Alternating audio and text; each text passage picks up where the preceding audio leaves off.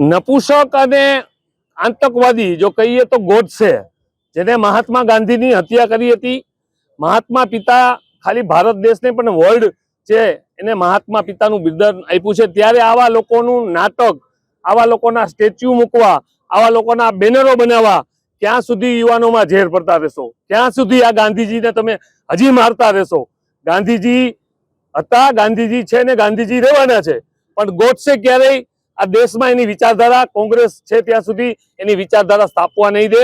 આજે town hall ખાતે એક નાટક રૂપી આ ગોડસેનું કંઈક નાટક બતાવવાના હતા. 2 દિવસ પહેલા સોશિયલ મીડિયામાંથી જાણવા મળ્યું, ત્યારે મેં જામનગરના એસપી સાહેબને એક લેટર પણ લખ્યો હતો અને મેં પ્રેસ મીડિયામાં પણ એ લેટર આપ્યો છે. ત્યારે આજે સવારે પોલીસ સાથે બેસી અને આ આયોજક હતા એમને પણ અમે ફોન કર્યા છે કે જો જામનગરમાં આ નાટક થશે તો કોંગ્રેસ ક્યારેય સાખી નહીં લે. 2 વર્ષ પહેલા પણ ગોડસેનું સ્ટેચ્યુ તોડ્યું છે અને એના સામે પણ લડ્યા છીએ અને આજે પણ લડવા માટે મક્કમ છીએ. ત્યારે સત્યની જીત થઈ છે. આવા નપુસકોના નાટકો બંધ થવા જોઈએ.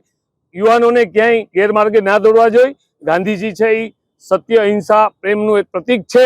એને દેશને લડાઈ કરી, દેશ માટે લડાઈ કરી અને આઝાદ દેશને કરાવ્યો છે. એક મીઠાની એક ચપટી ભરી અને એકતા બાંધી છે. આવા લોકોની જીત થઈ છે, સત્યની જીત થઈ છે.